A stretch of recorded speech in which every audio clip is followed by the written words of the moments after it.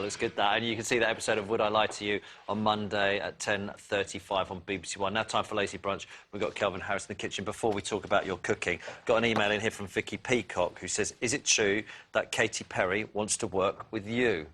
Yeah, and vice versa. I'm going over there in December. Which is interesting you say that, because you've got this little project called Jam TV, which we're about to show a clip of you doing Jam TV with Katy Perry. Can you quickly explain the principle of I don't know if I can Jam quickly TV? explain, but the idea was I did a bit of promo which involved the interviewer giving me a jar of jam, and the lid had been super glued shut, and the challenge was to open the jam. You went on a show, the girl gave you a jam jar, and you had to try and open it. Yeah. She super glued it together. Fine. I think it was really you know, funny. Fine, and I tried this. It was more the persistence in trying to get me to do it again and again and again. And I don't mind the fact that sometimes I can't open jam. Do you know what I mean? I've got a weak upper body. I was never good at sports at school. Do you know what I mean? I've not developed my arms well enough. So, you know, sometimes I do need help opening jam. It was more the idea that they consider this an appropriate means of entertainment in 2009. So I started off my own channel devoted to celebrities, you know, which is debatable, opening jam. Except the joke was, I've already opened the jam, it just comes open, and then they look at me like I'm an idiot. And that's Jam TV. Jam TV, it's a great invention. Here's Katy Perry on Jam TV. It's good. I think that's good. Simple as that. Yeah, it's good. There's better ones. Tony Robinson was incredible coup. They're all on the internet if you want to see it, yeah? They are, they're literally all on the internet. All right, now, how's your cooking? What do you make? What are you good at? Last time I was in a kitchen, Tim, I tried to make sultanas out of grapes by putting them in the microwave. Did it work? No, I don't recommend that at all. I had to throw away the plate and everything, like, just sticky kind of It's a sheen. good principle, though. It's one of those things you sit there. Yeah, I'll make sultanas today. Never do that. Never do that. Last time you were on, you said that what you do is heat things up rather than cook. I do. I'm good at that. Yeah. I heated up those grapes properly. They were very good. Yeah. Yeah, I'm good at heating things up. I'm good at that. Well, we're going to make a cheese onion and potato pie. So we've got, obviously, some potatoes, we've got some onions, and then to bind it all together, we've got some eggs, some garlic and some cream, more potato there, and some manchego cheese. So it can be any cheese, it can be anything at all. So first job, mandolin in front of you. We've had a little pre-practice. Yeah, I had a little go, so I don't hurt myself. Yeah. We could do mandolin TV after this. Just make sure you keep your things out of the way. It's like feeding sugar lumps to a horse using a mandolin, I would say. It's quite nice. You know, you've got to kind of make sure you keep your thumb down, otherwise the horse will have a go at your thumb. That's good. That'll do us. Let's stop there. It would be a little bit disastrous, wouldn't it, if I don't want to get to... Yeah, you're right. If I cut Calvin Harris's thumb live on telly. So then what we do, we just blanch these off in a bit of stock, OK? So, boiling stock, in they go, and just cook those for a couple of minutes. So, then what we start doing is layering this up. So we've got, these are some of our spuds that we've done already. So you can either be delicate and do them in a pretty pattern. Or do them like that. Yeah, or you can do that, exactly. Right. Whatever you fancy. It's a layer of them, and then a little bit of onion. Bit of onion. Yeah, and meanwhile, we need to grate our cheese. I'll do another layer? Yeah, well, we've got to get my cheese there, first of all. Before we do the next layer, what you could do is crack your eggs, your cream, and your garlic, whisk all that together. All right, let's do that. We're going for it. You're looking bemused, Tim. No, not at all. I can crack an egg. Well done. Even though you got half a shell in there. That's fine. It's all part of the egg, isn't it? The shell's the most healthiest part. It's the nutritious it's part, like the skin of the orange. Exactly right. That's what I heard, anyway. So when are you touring the... I'm touring in October, you know. I'm touring with Mr. Hudson, who's currently doing very well. He seems to be all the rage at the moment, doesn't he? He is. Yeah. He is. That's why I invited him. I'm just putting this in just to see and the garlic. And that. And the garlic. And a bit of salt. Bit of salt.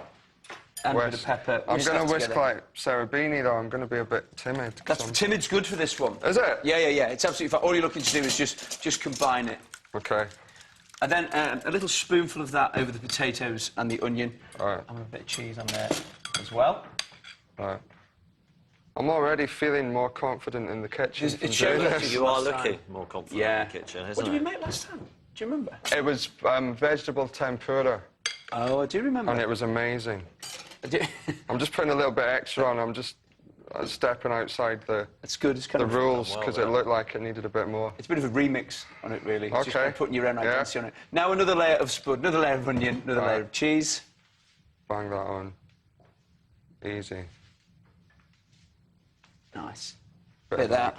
Bit of cheese. Did we put cheese on it the first time? Yeah, we did. Well, I Sorry. sprinkle Yeah, for you I while you didn't- I were wasn't even whisking. watching. And then again, a little bit more egg on there.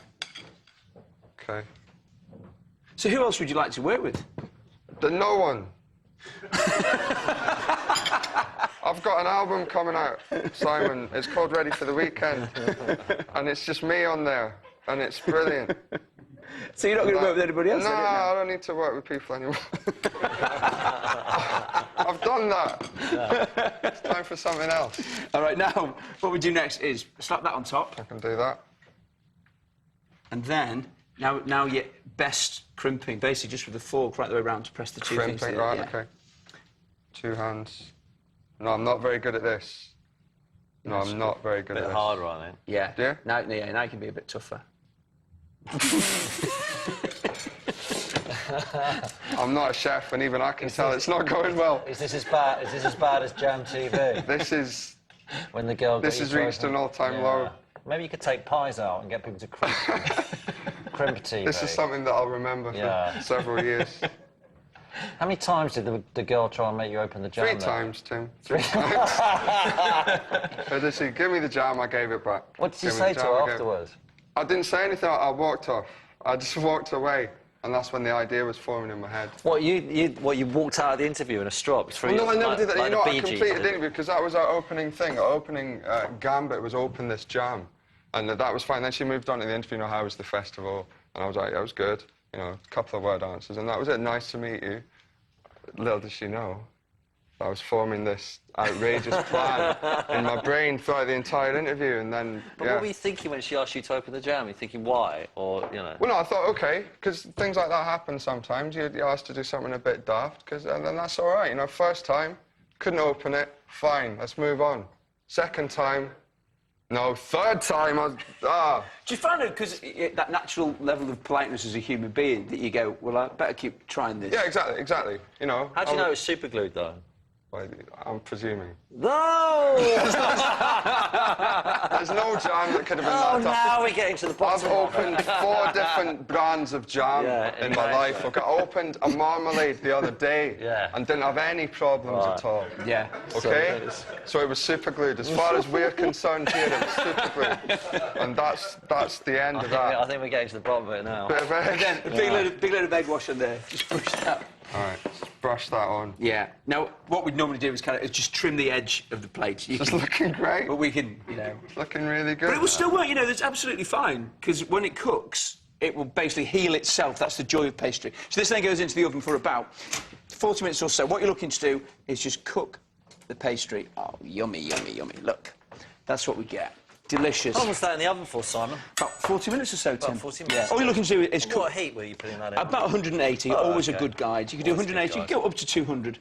But if you're 200, you've got to be careful you don't burn the edges. What about a fan oven? I've got a fan oven. Yeah, so you probably drop the time on that one. Probably drop it down to about same 25 heat? to 30, I reckon. Doesn't everyone have a fan oven?